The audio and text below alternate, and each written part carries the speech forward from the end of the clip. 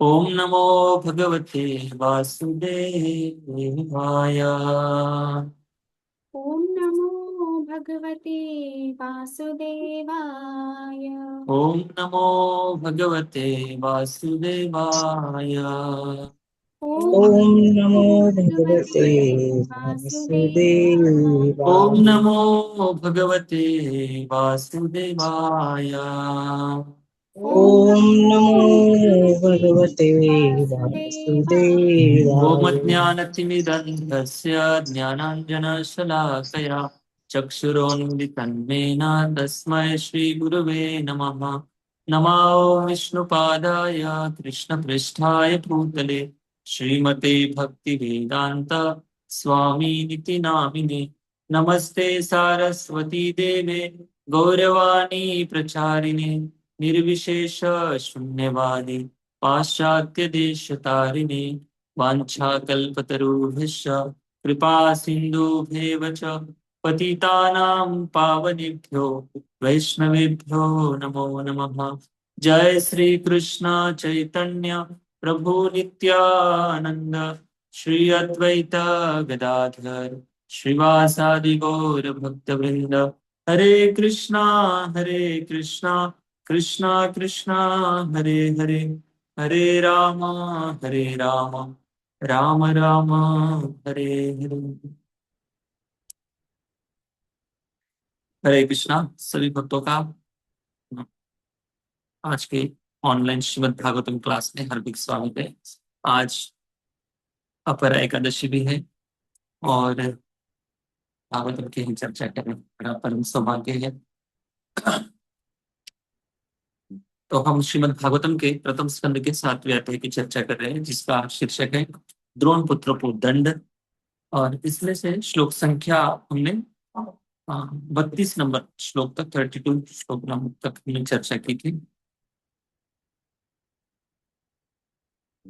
तो चर्चा कल हमने इस विषय पर की थी कि किस प्रकार से अश्वत्थामा ने जो ब्रह्मास्त्र छोड़ा था, उस ब्रह्मास्त्र को देखकर अर्जुन ने भगवान को पूछा कि ये प्रकाश कहाँ से आ रहा है। तब भगवान श्री कृष्ण अर्जुन को बताते हैं कि ये जो प्रकाश है ये ब्रह्मास्त्र का प्रकाश है और अश्वत्थामा ने इस ब्रह्मास्त्र को छोड़ा है। तो इसको अगर नियंत्रण में लाना है तो स्वयं भगवान ही इसका उपाय बताते हैं। भगवान श्री कृष्ण बताते हैं कि इस ब्रह्मास्त्र को निरस्त करना है या नियंत्रण में लाना है तो दूसरा ब्रह्मास्त्र ही इसका नियंत्रण कर सकता है। कल हमने चर्चा की कि कैसे अस्त्रों की विद्या में अर्जुन कैसे पारंगत थे, कैसे निष्णात थे, इसकी हमने कल चर्चा की। तो किस प्रकार से फिर अर्जुन ने भी आचमन किया, आचमन करके अर्जुन ने भगवान श्री कृष्ण को परिक्रमा की और फिर अश्वत्थामा ने जो ब्रह्मास्त्र छोड़ा था, उस ब्रह्मास्त्र को निरस्त करने के लिए अर्जुन ने भी वैसे ही मंत्रोच्चारण किया और ब्रह्मास्त्र छोड़कर उसको भी कंट्रोल में किया। तो इस प्रकार से कल की चर्चा हुई थी, उसका निवारण किया। अभी उसके बाद क्या क्या हुआ उसका वर्णन आगे के श्लोकों में आएगा। ठीक है, श्लोक नंबर 33 रिएक्शन करिए, 33।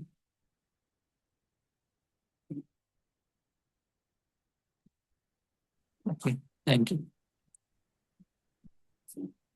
फर्स्ट कैंटो चैप्टर नंबर 7,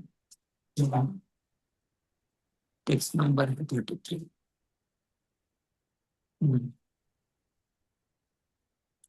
तत आसाद्य तरसा ततः ततो आसाद्य तरसा दारुणं गौतमी सुतम् दारुणं गौतमी सुतम् बबन्धामर्षतां राक्ष बबन्धामर्षतां रक्ष राक्ष पशुं रशनया यथा। पशुं रसनया रशनया यथा। यथा। हाँ देखिए, बस ये श्लोक है। तथा आसाद्य तरसः,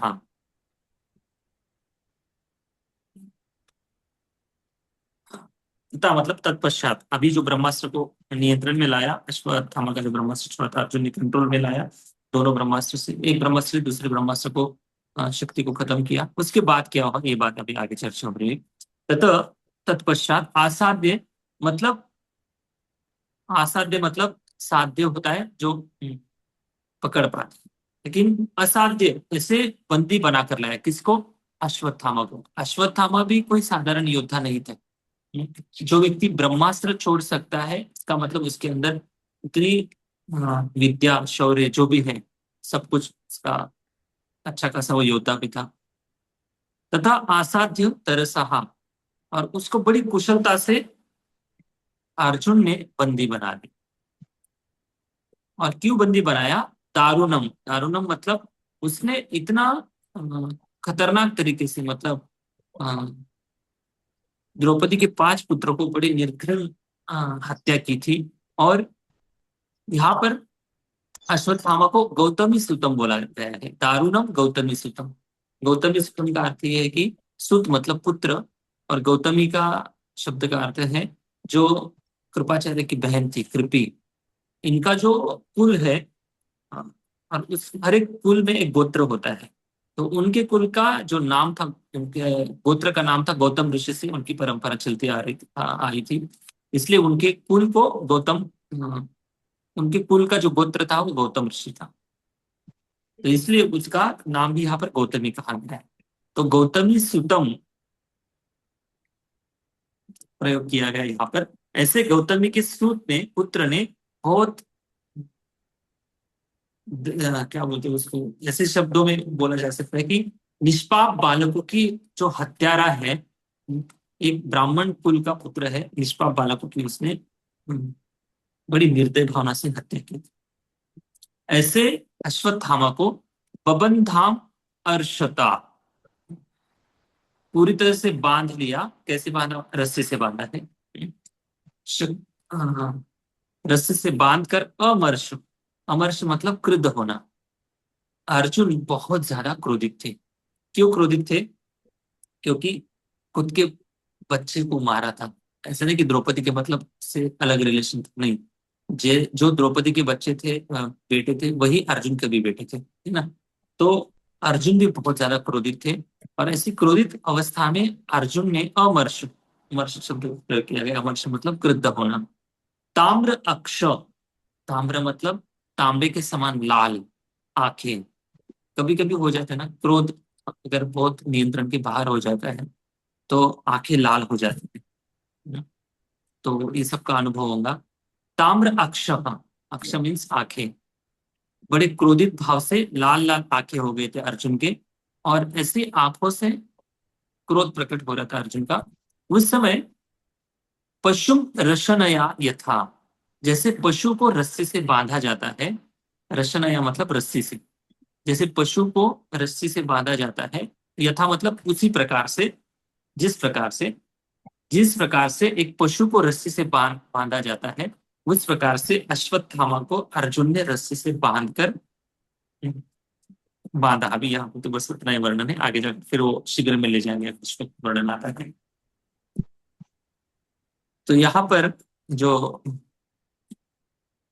रस्सी से बांधने की जो यहाँ पर उपमा दी गई है, जैसे अ, रस्सी से पशु को बांधते हैं, उस तरीके का पशु से, पशु के समान अश्वत्थामा को बांधा है। लेकिन कौन से पशु की तुलना की गई यहाँ पर? आचार्यगण बताते हैं कि जैसे अश्व में, जैसे गौ में, जैसे हम पशु का बलि देते हैं, ऐसे वाले जो यज्ञ होते हैं, इन यज्ञों में पशु को अर्पण किया जाता है। और ऐसे पशु को अर्पण करने से कोई पाप नहीं लगता है। उसी प्रकार से अश्वत्थामा जो आतताई था, जो ब्रह्म बंधु था, ऐसे ब्रह्म बंधु, ऐसे आतताई अश्वत्थामा को मारने से कोई पाप नहीं लगने वाला है। अगर मार भी देते हैं तो पाप नहीं लगने वाला है। तो इस भाव से या फिर रस्से से तुलना की गई है। पशु रशनया था। तांबे के 2 लाल तप्त गोलों के समान क्रोध से प्रज्वलित आंखें किए। तो स्वाभाविक है क्रोधित होना, क्योंकि खुद के पुत्र है, पुत्रों को मारा है। सोचिए, हम लोग तो बस ये पढ़ रहे हैं, इसको इतना फील नहीं कर पा रहे कि ये अगर खुद के ऊपर बीतती है तो कैसे हम इसके ऐसे प्रसंगों से अपना अनुभव कैसे होगा हमारा, है ना। तो अर्जुन के खुद के बेटे मारे गए हैं, और वो भी ऐसे मारे हैं जो पूरी तरह से अधार्मिक दृष्टि से मारे हैं। अगर कोई बच्चे युद्ध खेल करते करते अगर मर भी जाते तो उनको एक अलग प्रकार का एक सेटिस्फेक्शन होता है कि भाई चलो युद्ध करते करते वीर गति को प्राप्त हो गई, है ना। लेकिन यहाँ पर सोते हुए बच्चों को, और विशेषतः गुरु के पुत्र ने, ब्राह्मण के पुत्रों ने इस प्रकार से मारा है तो और भी ज्यादा दुख हो रहा है। इसलिए अर्जुन का जो क्रोध है यहाँ पर तप्त गोले के समान उसकी तुलना की गई। अर्जुन ने अत्यंत दक्षता पूर्वक से गौतमी के पुत्र को बंदी बना लिया और उसे रस्सियों से पशु की तरह बांध दिया। रस्सी से पशु की तरह बांध दिया और आगे जाकर फिर उसको शिविर में ले जाते। ये सोच पड़ी तत्पर है। यस प्रभु जी। अश्वत्थामा की माता कृपि का जन्म गौतम कुल में हुआ था। इस श्लोक की महत्वपूर्ण बात यह है कि अश्वत्थामा को पकड़कर पशु की भांति रस्सी से बांध दिया गया। श्रीधर स्वामी के अनुसार अर्जुन को अपने धर्म का पालन करने के लिए इस ब्राह्मण पुत्र को पशु की भांति पकड़ना पड़ा। श्रीधर स्वामी के इस प्रस्ताव की पुष्टि बाद में श्री कृष्ण के कथन से भी हो जाती है। अश्वत्थामा द्रोणाचार्य तथा कृपि का वैध पुत्र था, परंतु उसने अपने जीवन को पतित बना लिया था, अतः उसके साथ ब्राह्मण के तुल्य नहीं अपितु पशु तुल्य व्यवहार करना ही उचित था। यहाँ पर प्रभुपाद जी लिख रहे कि अश्वत्थामा की माता कृपि का जन्म गौतम कुल में हुआ था और अश्वत्थामा को पकड़कर पशु की भांति अर्जुन अगर ले जा रहा है, प्रभुपाद जी यहाँ पर तात्पर्य में लिख रहे हैं कि वो अपने धर्मनिष्ठ जो कर्तव्य होते हैं, धर्म का पालन कर रहे हैं यहाँ पर। क्यों? क्योंकि अगर ब्राह्मण अगर कहा जाता है अश्वत्थामा को, तो ब्राह्मण बहुत विचारशील होते हैं, बड़े ध्यान पूर्वक सोच समझ कर कोई भी निर्णय लेते हैं। ऐसे अधार्मिक दृष्टि से कोई क्षत्रिय भी ऐसे रात को वार नहीं करता है, जो सोए हुए लोग हैं उनके ऊपर। तो ये ब्रह्म बंधु कहलाया जाता है। तो ऐसे ब्रह्म बंधु का अर्थ ये है कि ब्राह्मण के संबंधी है, पुत्र है, भाई है, जो भी है, लेकिन पूरी तरह से ब्राह्मणों के विपरीत उसका व्यवहार है, इसलिए उसको ब्रह्म बंधु कहा जाए। तो ऐसे ब्रह्म बंधु को अगर कोई मार भी देता है तो कोई पाप नहीं लगता, क्योंकि वो आतताई भी है। आतताई का अर्थ ये है कि भगवत गीता में प्रभुपाद जी 6 प्रकार के आतताई का वर्णन करते हैं। किसी को याद है? कोई बता सकते हैं 6 प्रकार के जो व्यक्ति कृत्य करता है उसको आतताई कहते हैं?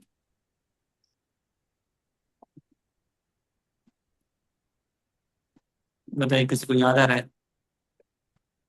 मुझे पूरे तो याद नहीं है। हाँ, एक एक बताइए। किसी को विष देता है, हाँ में आग लगाता है, हाँ हथियार से वार करता है, हाँ, स्त्री को, अबला को ये करता हरण है, करता है, हाँ, करता है, किसी की प्रॉपर्टी कर लेता है। क्या है। तो हाँ, तो इस प्रकार के 6 प्रकार के जो व्यक्ति अपराध करता है, ऐसे व्यक्ति को आतताई कहा गया है। और ऐसे आतताई को अगर देख लेता है कोई उस व्यक्ति, और अगर अधिकार है तो उसका इनकाउंटर अगर कर दिया जाता है तो कोई पाप नहीं लगता है। ठीक है ना। आजकल के न्याय व्यवस्था में अगर जल्दी न्याय नहीं मिलता है तो पुलिस लोग पब्लिक के दबाव से उनको इनकाउंटर करना पड़ता है, कभी कभी ऐसे हो जाता है। तो ऐसे आतताई जो लोग हैं, ऐसे जो अ, अपराधी लोग हैं, उनको अगर कोई मार भी लेता है तो उसका पाप नहीं लगता है। हालांकि ऐसे अपराधी व्यक्ति को मारने से उसका कल्याण हो जाता है। वो इस भाव बंधन से, उसके कर्म बंधन से वो व्यक्ति धीरे धीरे मुक्ति की ओर आगे बढ़ जाता है। ठीक है।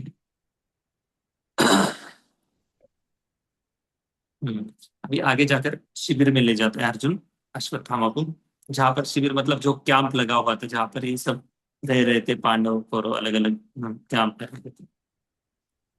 34 नंबर श्लोक। शिबिराय निनिशन्तम् शिवीराय निनीशन्तम् रज्वा बुद्ध्वा रिपुं बलात् दत्त्वा बद्ध्वा रिपुं बलात् प्राहार्जुनं प्रकुपितो साहार्जुनं प्रकुपितो भगवान् अम्बुजेक्षणः। भगवान् अम्बुजेक्षणः। हाँ, शिबिराय निनिशन्तम् रज्वा बुद्ध्वा रिपुं बलात्। रस्सी से बांधकर अर्जुन अश्वत्थामा को शिविर में ले गए, जहां पर ये सब लोग रह रहे थे, जहां पर द्रौपदी भी शोक व्यक्त कर रही थी। निनिशंतम रज्वा, लाया, जब रस्सी से बांधकर खींचकर लाया गया वहां पर, और बंधा हुआ था वो कौन? रिपु मतलब शत्रु, अपने बल से बांध कर लाया था अर्जुन ने। और तब जब देखा, प्राहार्जुनम, प्राह मतलब कहा, किसने? भगवान श्री कृष्ण ने कहा, अर्जुन से कहा, प्रकुपितः, क्रुद्ध अर्जुन को भगवान ने कहा, ये एक मीनिंग है। दूसरा, प्रकुपितो, स्वयं भगवान भी कोपित थे। और देखिए अभी इस शब्दों को थोड़ा सा समझते हैं। प्राहार्जुनम प्रकुपितो, प्रकुपितो शब्द अर्जुन के लिए भी इस्तेमाल किया गया यहाँ पर, मतलब अर्जुन बहुत ज्यादा क्रोधित था। और ऐसी क्रोधित क्रोधाविष्ट अवस्था में प्राहार्जुन, भगवान ने अर्जुन को कहा, क्या कहा? अगले श्लोक में इसका वर्णन आएगा। और दूसरा मीनिंग प्रभुपाद जी तात्पर्य में लिखेंगे, प्रकुपितो भगवान अंबुज इक्षणः, भगवान ने कहा, अंबुज इक्षण, इक्ष मतलब आंखें, अंबुज मतलब जिनके आंखें कमल के सदृश है, कमल नयन भगवान। भगवान की आंखें कैसी? जैसे हमारे जैसे थोड़ी छोटी छोटी बंदर जैसे रखे नहीं, भगवान की आंखें जो कमल की पेटल्स होती है, ऐसी लंबी आंखें, ऐसी कान तक भगवान की आंखें जाती है, इसलिए भगवान बहुत सुंदर दिखते हैं। भगवान अंबुजेक्षण, और भगवान की दृष्टि भी, भगवान की दृष्टि भी बहुत शीतल होता है। अब यहाँ पर देखिए, पिछले श्लोक में देखिए, अर्जुन को जब क्रोधित हुआ है अर्जुन, तो अर्जुन की तुलना ताम्र अक्ष इस प्रकार से की गई। ताम्र मतलब जैसे तांबा, कॉपर जो धातु होता है, जैसे लाल हो जाता है या थोड़ा सा लालिमा जैसा होता है, उसी प्रकार से अर्जुन की आंखें भी ताम्र के समान लाल हो गई थी क्रोध के कारण।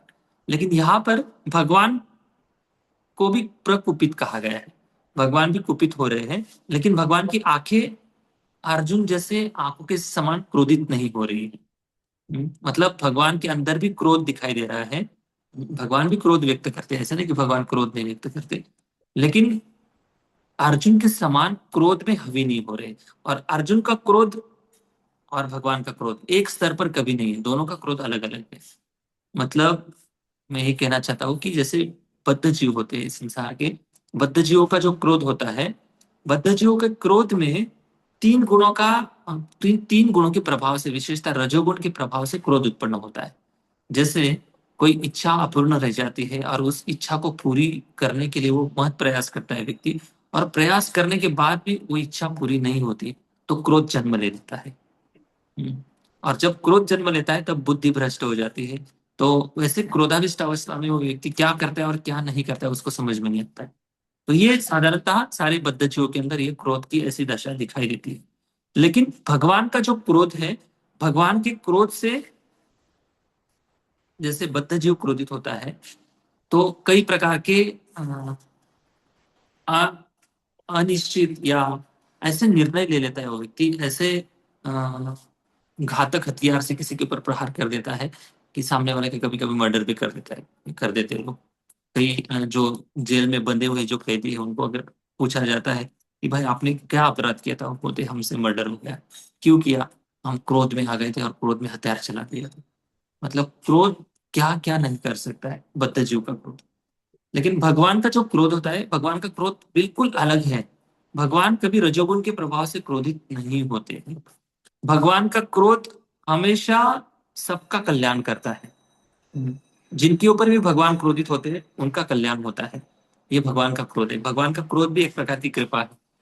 देखिए, भगवान नरसिंह देव ने अवतार लिया और हिरण्यकशिपु को मारा, तो भगवान नरसिंह देव कितना क्रोधित हो रहे हैं, कितना क्रोधित हो रहे हैं। ऐसा लग रहा है कि कोई ऐसे पशु के जैसे भगवान चिल्ला रहे हैं, इतना क्रोध। मतलब भगवान का क्रोध भी दिव्य है, भौतिक स्तर का क्रोध नहीं है। तो ये भक्त के प्रेम के कारण भगवान का क्रोध प्रकट होता है। तो एक स्तर पर दोनों का क्रोध नहीं है। तो देखिए भागवतम की भाषा शैली किस प्रकार से प्रयोग की गई है। जैसे अर्जुन भी क्रोधित हो रहा है, लेकिन अर्जुन की क्रोध के कारण आंखें ताम्र के समान लाल हो गई है। लेकिन यहाँ पर भगवान भी कुपित हो रहे हैं, लेकिन भगवान की आंखें कैसी हैं? कमल के समान है। तो ये दोनों में विशेष फर्क है, भगवान में और साधारण जीव में। अभी क्या कहा भगवान ने अगले श्लोक में, हाँ, इसका वर्णन होगा।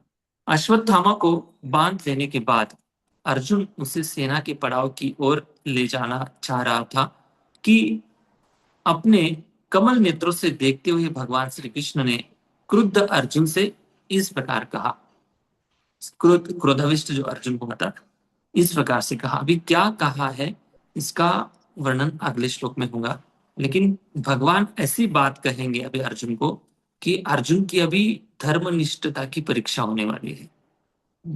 अर्जुन ने अभी तक, देखिए,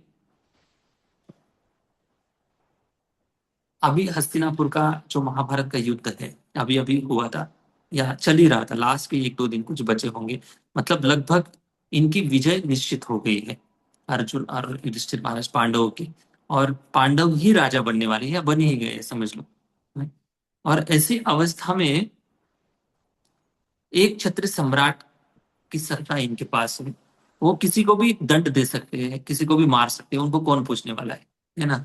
अगर साधारण तर्क की बात देखेंगे, वही न्यायाधीश है, वही जज है, उनका ही कोर्ट है, सब कुछ उनकी व्यवस्था है। और वहां पर जैसे अभी लोकशाही है, वैसे ही उस समय लोकशाही नहीं थी, उस समय तो राजशाही थी, राजा जो बोलेगा वैसे दल चलता था उनका। तो ऐसी अवस्था में अगर अर्जुन अश्वत्थामा को मार भी देता तो उनका कोई बिगाड़ नहीं पाता, है ना, सीधी सीधी बात है। लेकिन अर्जुन कोई धर्म का दुष्प्रयोग करने वाले लोगों में से अर्जुन नहीं था। ये दुनिया को दिखाने के लिए भगवान ने इस प्रसंग में अर्जुन को और भी ज्यादा उकसाने के लिए ऐसे वचन बोले हैं, इसका वर्णन आगे अगले श्लोकों में आएगा। देखिए अभी अर्जुन की अवस्था ऐसी है कि मतलब भगवान एक तरफ से बोल रहे हैं और सामने जो व्यक्ति है ये कोई साधारण व्यक्ति नहीं, ये भी गुरु का पुत्र है और ब्राह्मण का पुत्र है, भले आतताई है, उसने अपराध भी किया है, लेकिन भगवान इतनी सारी बातें बोलेंगे, लेकिन अर्जुन सुनते जाएगा सुनते जाएगा सुनते जाएगा। लेकिन पूरी चर्चा होने के बाद फिर अर्जुन निर्णय लेता है।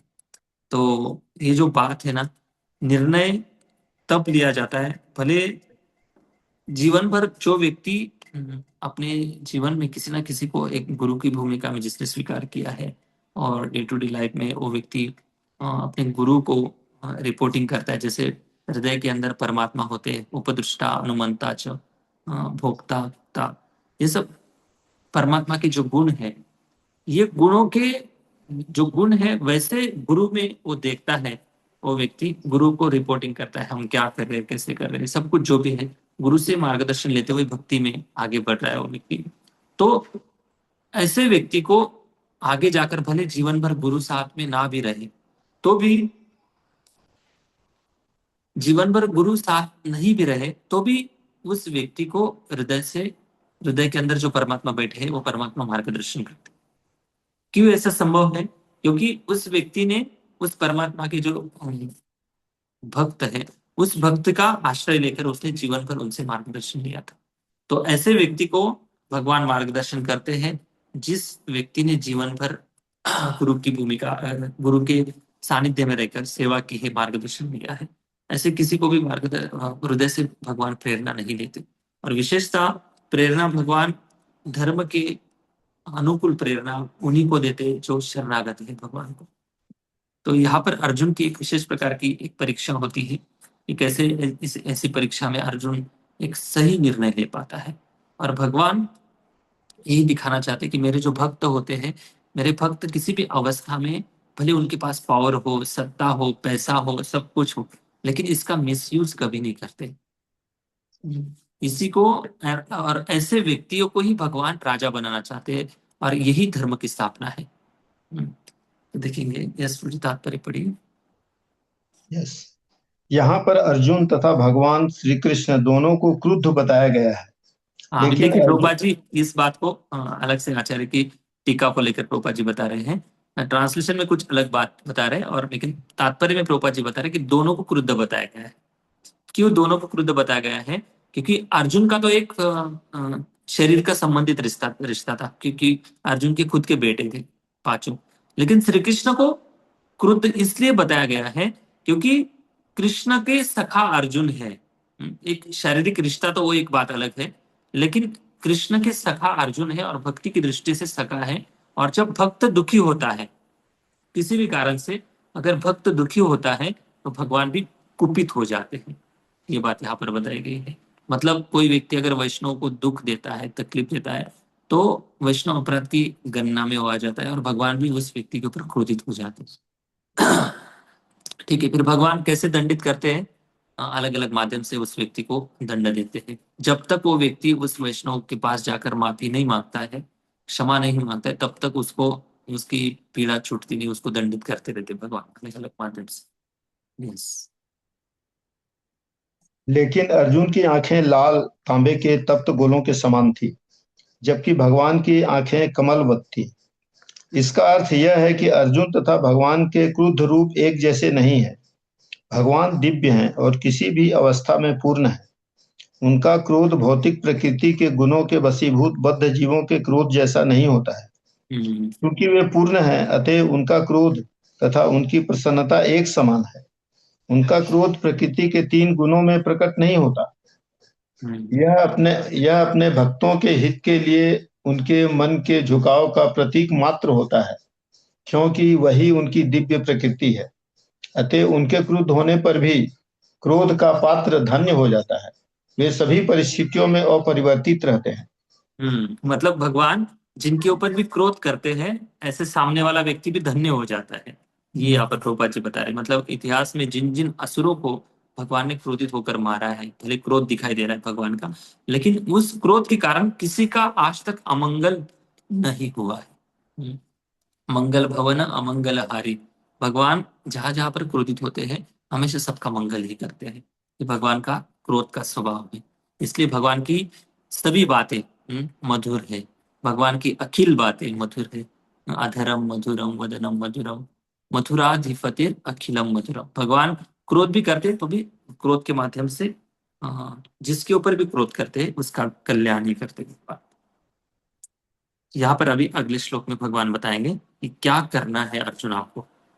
देखेंगे 35 नंबर श्लोक। मैनम पार्थारसी त्रातुम मैनं पार्थार्हसि त्रातुं ब्रह्म बंधु इमं जहि ब्रह्मबन्धूनिमं जहि। योऽसावनागसा सुप्तान् यो सतावनागससुप्ता अवधिन्नीषि बालकान्। अवधिन्नेषि बालकान्। हाँ, माँ एनम, मेनम मतलब उसके प्रति कभी नहीं। हे पार्थ, अर्जुन को यहाँ पर पार्थ शब्द प्रयोग कर रहे भगवान और बता रहे कि आप पृथा के पुत्र हो और आपका कुल भी बहुत बड़ा है। इसलिए हे पार्थ, आप मैनम पार्थर हसी, तुम्हें ऐसा करना चाहिए। क्या करना चाहिए? ब्रह्म बंधु इमम जही। जही मतलब मार डालो। अब ये स्वयं भगवान कह रहे हैं कि इस ब्रह्म बंधु को मार डालो। ब्रह्म बंधु इमम, उसको हाँ, त्रातुम मतलब मुक्त करना। इसको मुक्त नहीं करना है, मतलब उसको छोड़ना नहीं। दोनों बातें बता रहे। इसको फ्री भी छोड़ना नहीं है, तो फिर क्या करना है? जेल में डालना है? नहीं, जेल में भी नहीं डालना है। तो ब्रह्म बंधु को जही मतलब मार डालो। सीधी सीधी बात भगवान यहाँ पर बता रहे कि मार डालो। देखिए, अभी स्वयं भगवान बता रहे हैं और अर्जुन सुन रहा है। तो सुप्रीम ऑथोरिटी अर्जुन के लिए तो भगवान ही है, और कौन हो सकता है? अगर सुप्रीम ऑथोरिटी अगर परमिशन दे रही है मार डालो, अगर कोई व्यक्ति है, कोई पुलिस ऑफिसर है और उसको ऊपर से ऑर्डर मिली है कि इसको खत्म करना है, इसके ऊपर गोली चला दिया, तो वो तो चला ही देंगे ना, है कि नहीं? वो थोड़ी ना आगे पीछे पीछे सोचेगा। ऊपर से ऑर्डर मिली, बस ऊपर के ऑर्डर को ज्यादा वो प्रायोरिटी देते हैं। हम्म। लेकिन अर्जुन यहाँ पर देखिए, अर्जुन कैसे निर्णय लेता है, बहुत सोच समझ कर आगे जाकर निर्णय लेता है। यो सावन यो सावन अगसहा सुप्तान। क्यों इसको मारना चाहिए? ब्रह्म बंधु है। ब्रह्म बंधु मतलब ब्राह्मणों का संबंधी है, ये कोई ब्राह्मण नहीं है। शरीर के रिश्ते से वो ब्राह्मण आप भले मान रहे होंगे उसको, लेकिन ये ब्राह्मण नहीं है, क्योंकि उसने ब्राह्मण के सारे गुणों को त्याग दिया है। सुप्तान वधि निशि बालकान, जो बालक थे, छोटे बच्चे थे, उनको इसने सोते हुए अवधित, मतलब इनकी रात्रि में भी, वो भी देखो सोते हुए, दूसरी बात रात्रि थी, ऐसा नहीं कि दिन था, रात का समय था, और ऐसे सोते हुए बालक के ऊपर तीनों तरफ से अलग अलग अलग प्रकार से अश्वत्थामा ने यहाँ पर अपराध किया। पहली बात तो बालक थे, युद्ध में हमेशा बराबरी के साथ योद्धाओं के साथ युद्ध किया जाता है। दूसरी बात, दिन में युद्ध किया जाता है, रात में कभी आक्रमण नहीं करते हैं। और जब आक्रमण भी अगर करना ही है तो सामने वाले शत्रु को पहले सूचित किया जाता है। वो रेडी होता है, तब जाकर उसको युद्ध के लिए ललकारा जाता है। और ऐसी हत्या की है उसने सोते हुए बालकों की। मतलब सभी दृष्टि से इसने, अधार्मिक दृष्टि से, धार्मिक जो युद्ध नीति होती है, सारी युद्ध नीति के नियमों को तोड़कर इसने इन बालकों की हत्या की है। इसलिए हे अर्जुन, इस आप पार्थ हो, मेरा ये मत है कि इसको कभी माफ मत करो, और इसको छोड़ो भी मत, मुक्त भी मत करो, और इसको मार डालो। जही शत्रु महाबाहु, जही मतलब भगवत गीता में जही शब्द आता है, तो इसको सीधा सीधा मारने की यहाँ पर बात कर रहे हैं। तो भगवान ये बता रहे कि अर्जुन को कि हे पार्थ, आपका कर्तव्य है, आप एक क्षत्रिय हो, पृथा पुत्र हो, और ये सामने वाला दूसरी बात तो आतताई है और ब्रह्म बंधु है, इसलिए आप मार सकते हो, कोई इसमें ये नहीं आप मारना चाहिए इसको। लेकिन अर्जुन कह रहा है कि केवल, मतलब अर्जुन यहाँ पर बस सुन रहा है, कोई तुरंत एक्शन में नहीं आ रहा है। अर्जुन अभी तक तो कोई अर्जुन ने एक्शन नहीं ली है। अर्जुन ये सोच रहा है कि ठीक है, ये आतताई है एक प्रकार से, इसने वध किया है बच्चों का, लेकिन ये ब्राह्मण का भी पुत्र है ना। अर्जुन के मन में ये ज्यादा विचार आ रहे हैं। एक तरफ से भगवान के वचन कान में आ रहे हैं, दूसरी तरफ से अर्जुन के भी विचार बाहर आ रहे हैं। अर्जुन सोच रहा है कि ये तो साक्षात ब्राह्मण का पुत्र है, और दूसरी बात तो ब्राह्मण तो एक अलग हो सकता है, लेकिन साक्षात गुरु का भी पुत्र है, क्योंकि द्रोणाचार्य इन पांडवों के गुरु थे, गुरु का भी पुत्र है। इसलिए इसको कैसे मारा जाए, भले आतताई भी क्यों ना, हाँ बच्चों को मारा है इसने, अपराध किया है मानता हूं मैं, लेकिन इसका मतलब ये नहीं है कि इसको मारना चाहिए। एक तरफ से भगवान श्री कृष्ण, धर्मम तो साक्षात भगवत प्रणीतम, भगवान के वचन यही साक्षात धर्म है, ऐसी शास्त्र की वाणी है। दूसरी तरफ अर्जुन को वो भी सुनना है, समझना है, और खुद की भी एक विचारधारा है, और आगे जाकर 5 पांडवों के और द्रौपदी के भी अलग अलग मत आएंगे, उसको भी सोच विचार करना है। तब जाकर अर्जुन बहुत अच्छे से निर्णय लेता है।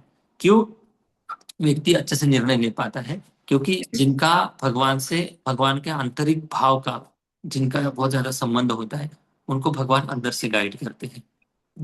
उनको भगवान अंदर से प्रेरणा देते हैं, और जब जैसा निर्णय लेना चाहिए उस समय, सही समय पे सही निर्णय लेने की बुद्धि भगवान प्रदान करते हैं।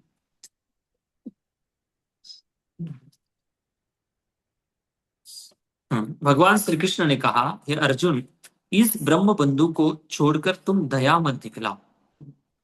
दया बिल्कुल नहीं दिखानी है। अगर आप दया दिखा देंगे तो ऐसे 1000 ब्रह्म बंधु तैयार हो जाएंगे। इसलिए आप किसी भी हालत में दया नहीं दिखानी है। भले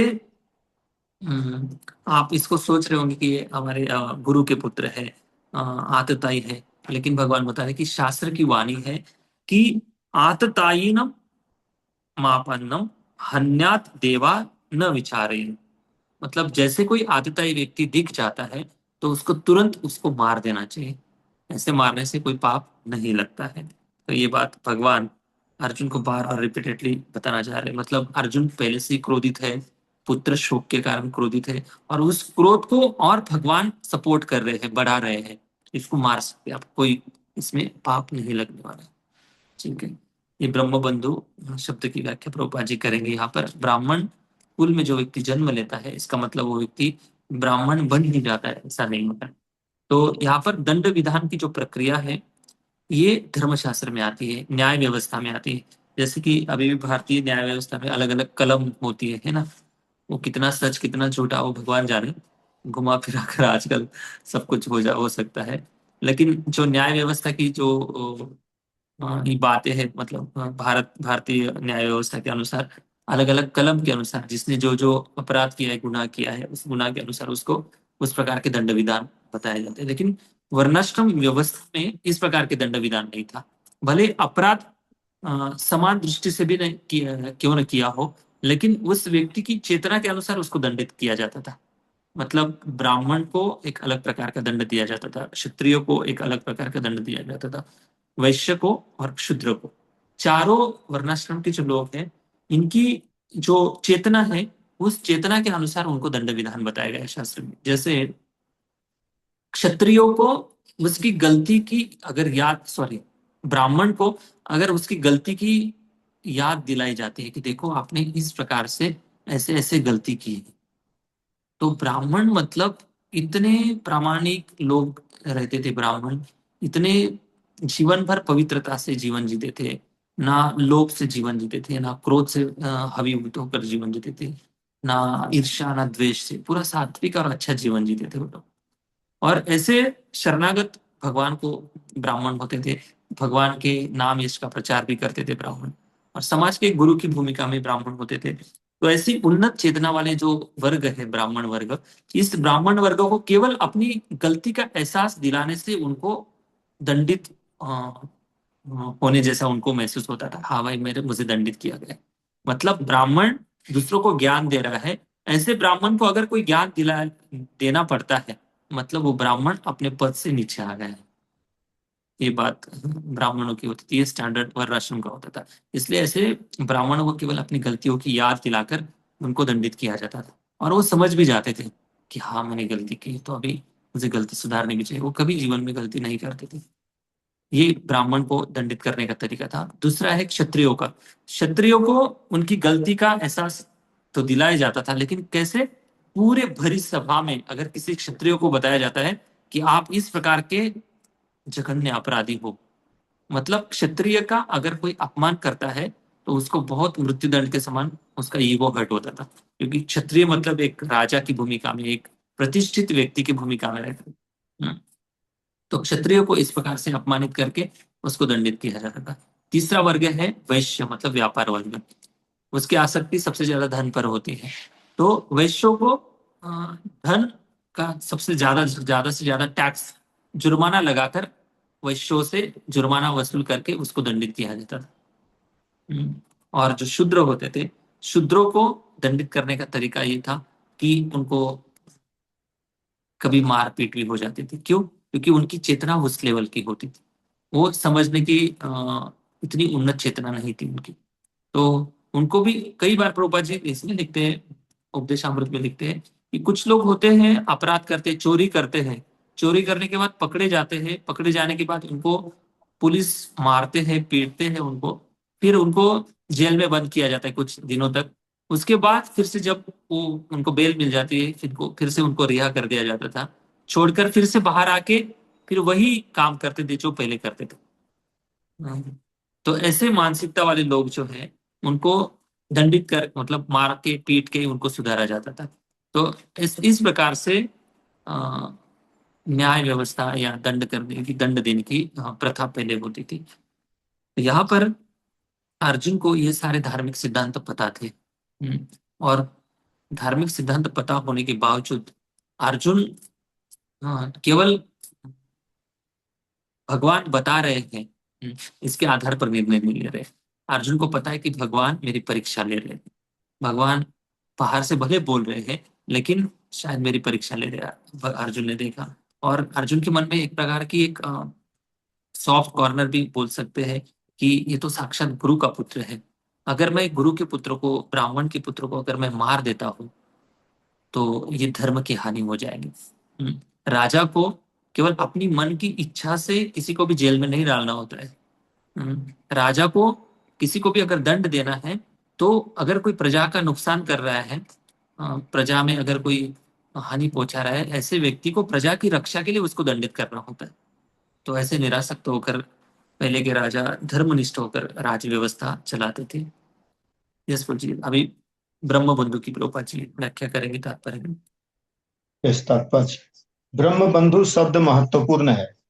जो व्यक्ति ब्राह्मण कुल में जन्म लेता है किंतु ब्राह्मण कहलाने की योग्यता नहीं रखता, उसे ब्राह्मण बंधु कहकर संबोधित किया जाता है, न कि ब्राह्मण। उच्च न्यायालय के न्यायाधीश का पुत्र स्वतः ही न्यायाधीश नहीं हो जाता, लेकिन न्यायाधीश के पुत्र को न्यायाधीश का रिश्तेदार कहने में कोई हर्ज नहीं है। अतः जिस प्रकार कोई जन्म के द्वारा ही न्यायालय का न्यायाधीश नहीं बन जाता, उसी प्रकार कोई जन्म के आधार पर ही ब्राह्मण नहीं होता, अपितु उसे तो प्रभुपाद जी ये बात बता रहे कि किसी भी पद को प्राप्त करना है तो उसकी योग्यता हासिल करनी चाहिए। योग्यता प्राप्ति के बिना कोई भी व्यक्ति उस स्तर पर नहीं जा सकता है।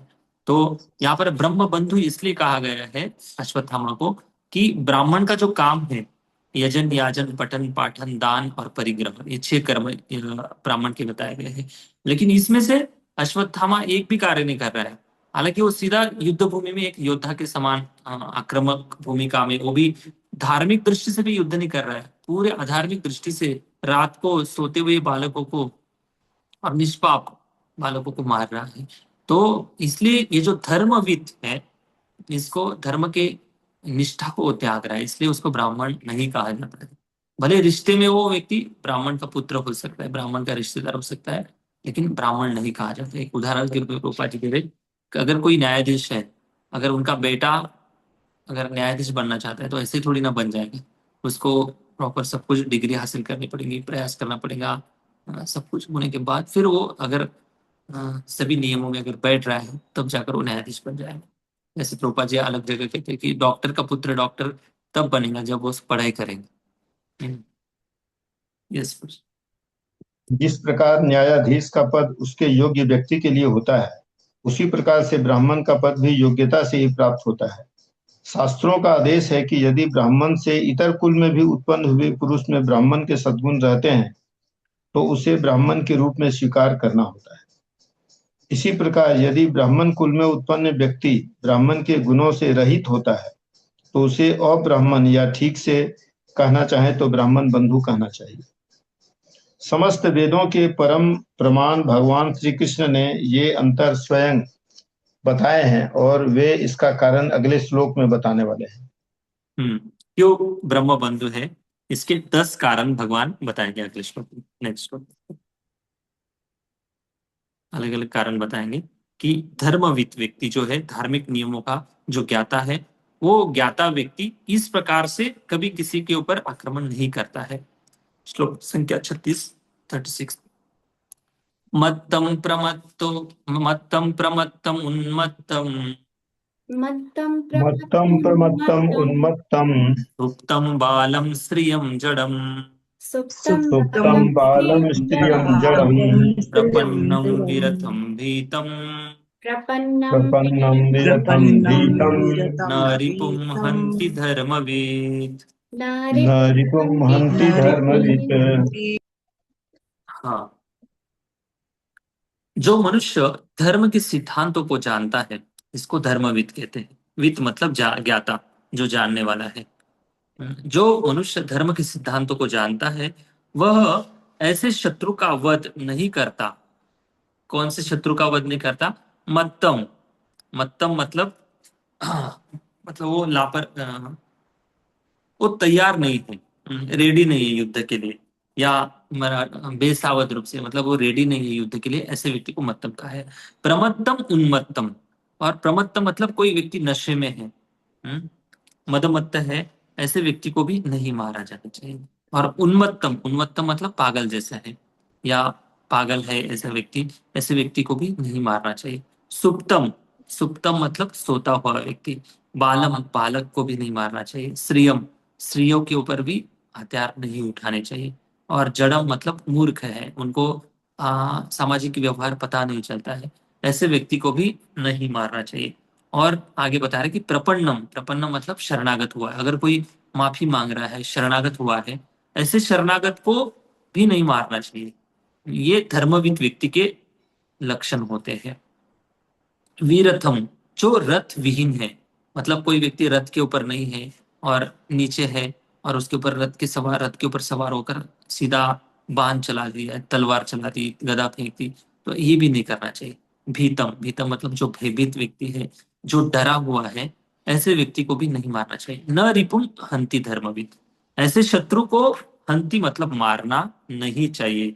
जो धर्म के ज्ञाता व्यक्ति है उसने इन लोगों को नहीं मारना चाहिए।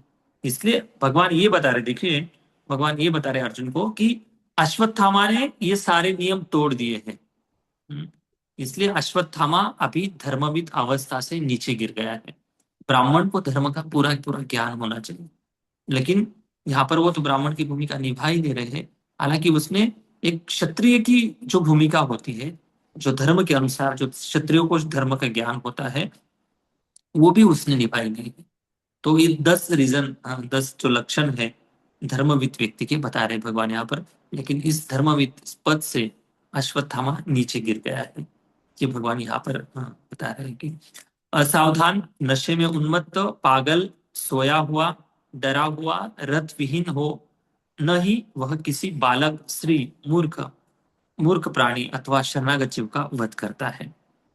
इसलिए यहाँ पर अश्वत्थामा ने सारी बुद्धि खो दी है, इसलिए उसको छोड़ना नहीं है, उसको मार सकते हैं आप, इसमें कोई अपराध नहीं लगेगा, आतताई है। तो ऐसे अर्जुन के मन में बार बार भगवान के कान में बार बार ये शब्द जा रहे हैं कि अश्वत्थामा को छोड़ना नहीं है, मार देना चाहिए। क्यों? क्योंकि ये रीजन है। ठीक है, यस पढ़िए। तात्पर्य, धर्म के ज्ञाता योद्धा द्वारा कभी ऐसे शत्रु को नहीं मारा जाता जो प्रतिरोध न करे। पुराने समय में धर्म युद्ध के सिद्धांतों के आधार पर लड़े जाते थे, किसी इंद्रिय तृप्ति के लिए नहीं। यदि शत्रु प्रमत्त हो, सोया हो इत्यादि, जैसा कि ऊपर कहा गया है, तो उसे कभी भी मारना नहीं चाहिए। धर्म युद्ध के ऐसे कुछ नियम हैं। पूर्व काल में कभी भी स्वार्थी राजनेताओं की सनक के कारण युद्ध की घोषणा नहीं की जाती थी। युद्ध पापों से रहित धार्मिक नियमों के आधार पर लड़े जाते थे। धार्मिक सिद्धांतों के अनुसार की गई हिंसा तथा कथित अहिंसा से कहीं श्रेष्ठतर होती थी। हिंसा जो है धर्म के अनुसार, जब धर्म की रक्षा के लिए हिंसा भी हो जाती है, प्रभुपाद जी लिख रहे कि जो सो कॉल तथा कथित जो अहिंसावादी लोग हैं, उनसे वो हिंसा कई गुना श्रेष्ठ होती। अभी ये विषय ही अलग है। तो यहाँ पर धर्म के अनुसार युद्ध होता था पहले, ये बात प्रभुपाद जी बता रहे। मतलब धर्म के अनुसार मतलब दोनों पक्ष जब साथ में आते थे। पहली बात तो जो राजा होता था वो सबसे आगे युद्ध करने के लिए सबसे आगे रहता था।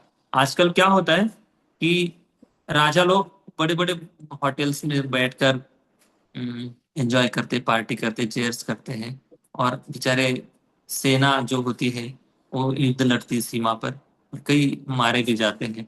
राजाओं को कोई लेना देना नहीं उससे, उसको बस वो कौन सा परमवीर चक्र पहना देते, कुछ पैसा दे देते, बात खत्म हो गई। उनका थोड़ी ना जेब से पैसा जा रहा है, वो भी तो घर के इसमें गवर्नमेंट का पैसा है। तो कहने का मतलब ये है कि पहले जो राजा होते थे, क्षत्रिय राजा, खुद युद्ध लड़ने के लिए सामने, सबसे सामने वही रहते थे। और युद्ध शुरू होने से पहले कुछ बहुत सारी अनाउंसमेंट्स होती थी, बताया जाता था कि युद्ध किस लिए कर रहे हैं, क्या रीजन है युद्ध करने का। और उस समय भी सबको चॉइस दी जाती थी कि कौन किसके पक्ष में आ सकता है। और उसके बाद फिर शंख ध्वनि बजाई जाती थी। शंख ध्वनि बजाने के बाद फिर ढोल, ताशे, ये सब बजाए जाते थे, और तब जाकर फिर युद्ध लड़ा जाता था। फिर युद्ध लड़ने के भी कुछ नियम होते थे। घोड़े सवार घोड़े के ऊपर जो बैठा हुआ योद्धा है उसके साथ लड़ता था, जो पैदल है वो पैदल के साथ लड़ता, जो हाथी के ऊपर सवार है वो हाथी के साथ लड़ता था। मतलब हर एक की शक्ति की एक क्षमता होती है, उसके अनुसार वो युद्ध लड़ा जाता था। तो इस प्रकार से युद्ध की एक नीति होती थी, और दिन में ही युद्ध होता था। शाम के समय जैसे सूरज ढलता था उस समय युद्ध का विराम हो जाता था। और युद्ध भी इसलिए होता था क्योंकि प्रजा को, धार्मिक प्रजा है और ये धर्म का पालन करते रहे, धर्म की रक्षा हो, इसलिए युद्ध लड़ा जाता था। कोई राजा की सनक से, कोई पागल राजा है, कोई अपने दिमाग में कुछ विचार लाता है अपने स्वार्थ के लिए, या कुछ भी ऐसे उटपटांग निर्णय नहीं लेते थे कभी। और क्योंकि धार्मिक राजा भी होते थे उस समय, और धार्मिक राजा इसलिए होते थे क्योंकि वो धार्मिक राजा हमेशा धर्म के अनुसार चलने वाले, शास्त्र के अनुसार चलने वाले ब्राह्मणों से मार्गदर्शन लेते थे। और वो ब्राह्मण भी कैसे होते थे? ब्राह्मण मतलब राजा की चापलूसी करने वाले मंत्री नहीं होते थे। वो सीधी सीधी बात करते थे, जो धर्म में बताए गए, जो शास्त्र में बताया गया है, हमारे शास्त्र राज्य व्यवस्था चलाने के लिए ये चीजें आवश्यक है, तो वो करनी चाहिए, ये बात है। तो उस प्रकार के मार्गदर्शक भी होते थे, वैसे राजा भी होते थे, ये सब बातें। और उस समय के ब्राह्मण, क्षत्रिय, वैश्य और शूद्र भी प्रामाणिक रूप से सेवा करते थे। शूद्र, लगता है हमें कि शूद्र ऐसी कैटेगरी है, शूद्र को सब ऐसे हीन दृष्टि से देखते हैं, लेकिन ऐसा नहीं है। शूद्र मतलब चारों वर्णाश्रम में जो ब्राह्मण, क्षत्रिय और वैश्य है, इन 3 वर्गों की बहुत प्रामाणिक रूप से सेवक के रूप में सेवा करते थे वो। उनका गुण धर्म वैसा था, स्वभाव ही वैसा था उनका। इसलिए वो भी इतने प्रामाणिक थे कि मतलब समझो कि कोई मालिक है और मालिक का कोई नुकसान हो रहा है तो वो मालिक को छोड़ते नहीं थे, मालिक को हमेशा साथ देते थे। ये शूद्र की भी एक क्वालिटी। देखिए आजकल शूद्र मतलब नौकरी करने वाले लोग जितने भी है वो किसी के अंदर गुण नहीं है। दूसरी जगह पे अच्छा पैकेज मिल जाता है, ये मालिक को छोड़ देते, दूसरे मालिक को पकड़ लेते चौथे में। मतलब एक ठीक है, एक व्यवहारिक रूप से ठीक है, लेकिन एक शूद्र की अगर बात कहते हैं तो शूद्र बनने की भी कोई योग्यता नहीं इस कलयुग में। इतना कलयुग नीचे नीचे गिरते जा रहा है। ओके, हरे कृष्णा। तो बाकी कल के अगले श्लोकों की चर्चा हम नेक्स्ट वीक में करेंगे। हरे कृष्णा। जय श्री प्रभुपाद की जय। ग्रंथराज श्रीमद् भागवतम महापुराण की जय। श्री प्रभुपाद की जय। कोई प्रश्न है? हरे कृष्ण प्रभु जी। हाँ, कौन बोल रहे हैं? हरे कृष्णा। बहुत कुछ सीखने को मिला। प्रभु जी मेरा प्रश्न 33 श्लोक नंबर से। यस, बताइए। प्रभु जी उसमें लिखा हुआ है कि अश्वत्थामा की माता का नाम कृपि है और उनका जन्म गौतम कुल में हुआ है, इसीलिए अश्वत्थामा को गौतमी नाम से बुलाया जाता है। लेकिन द्रोणाचार्य के पुत्र थे ना अश्वत्थामा, तो उनके कुल से बुलाना चाहिए था ना, गौतमी क्यों बुलाया?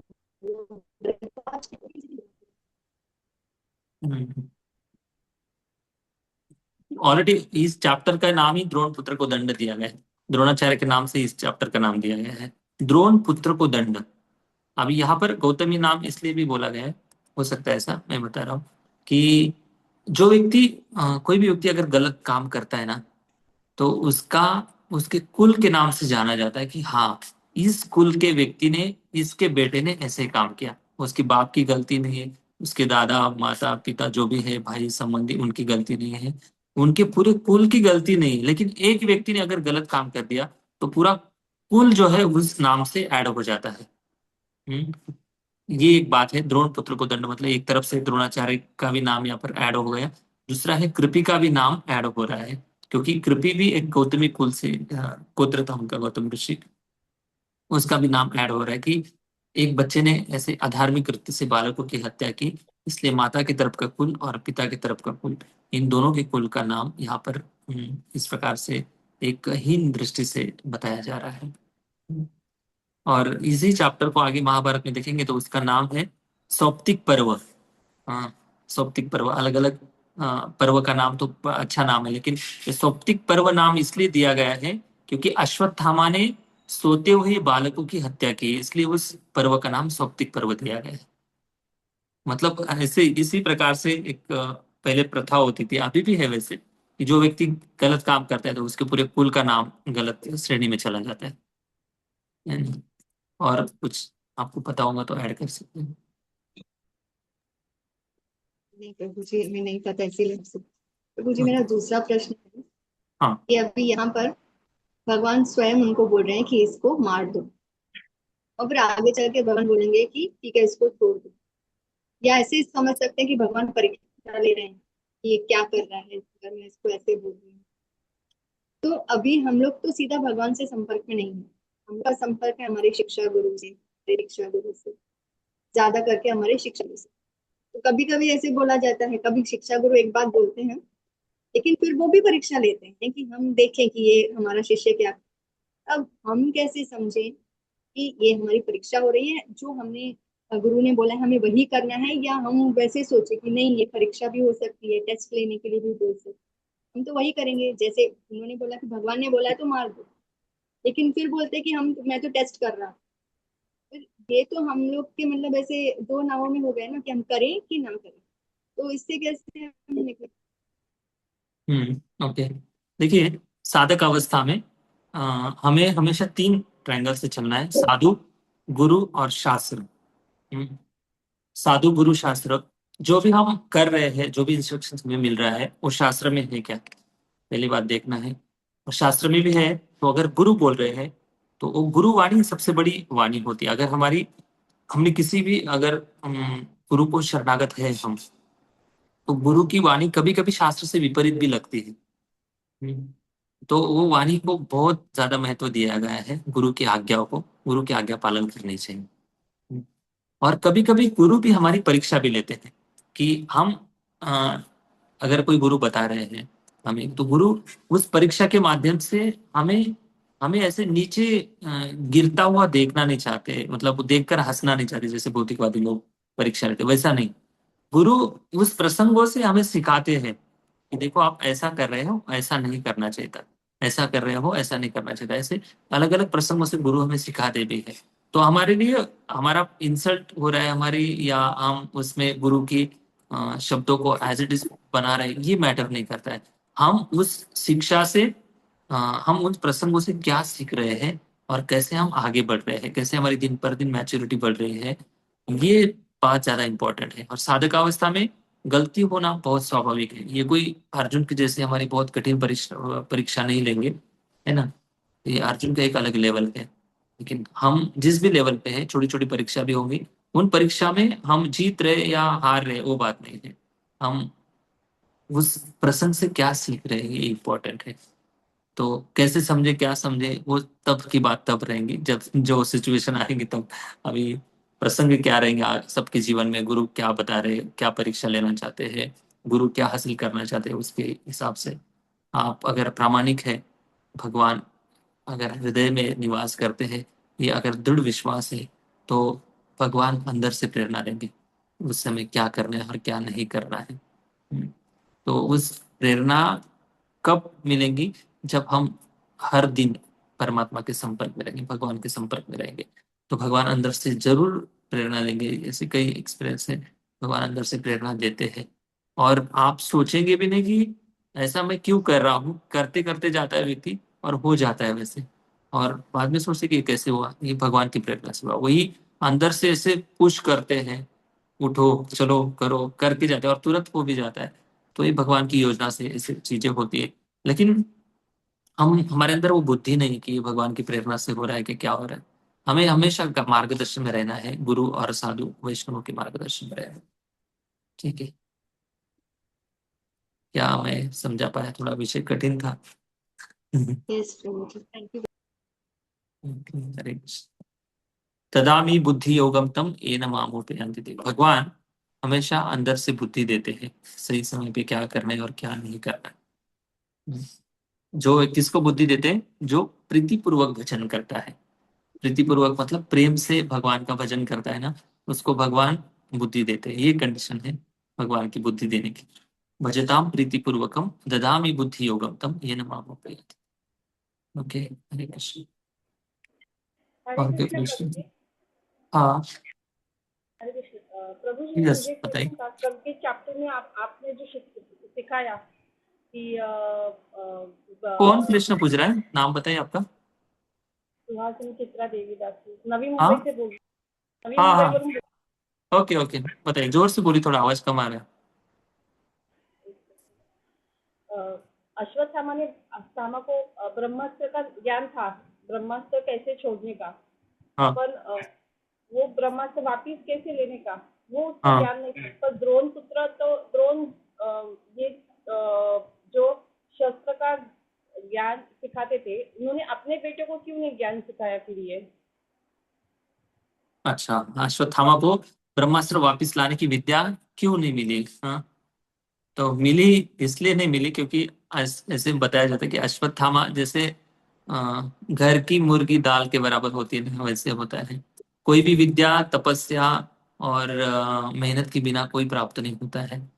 अश्वत्थामा को द्रोणाचार्य ने ब्रह्मास्त्र की विद्या तो सिखा दी, क्योंकि वो हट कर रहा था, सिखाना सीखना है सीखना है सीखना है। और ऐसे हमेशा उसको लगता था कि मैं सीख जाऊंगा, मेरा ही गुरुकुल है, मेरे पिताजी का ही गुरुकुल है, आज नहीं तो कल सीख जाऊंगा। थोड़ा आलसी स्वभाव का था अश्वत्थामा, आराम आराम से जाता था, सारे विद्यार्थी सब कुछ टाइम से जाते थे। और ये अपने घर की पिताजी की विद्यालय है, इसलिए वो आराम से जाता था, करता था सब कुछ। लेकिन पहले के जमाने के गुरु भी भले बेटा भी क्यों ना हो, उनको भी केवल बेटा है इसलिए नहीं सिखाते थे, उसकी योग्यता अगर है तो ही सिखाते थे। तो ये थोड़ा सा अश्वत्थामा आलसी स्वभाव का था, और ऐसे ही प्रशिक्षण लेते लेते लेते लेते वो भूल गया कि मुझे ब्रह्मास्त्र वापस लाने की विद्या भी सीखनी है। तो ये एक रीजन था कि अश्वत्थामा थोड़ा सा आलसी स्वभाव का था, इसलिए नहीं सीख पाया और वो रह गया बस। प्रभु जी, हरे कृष्ण।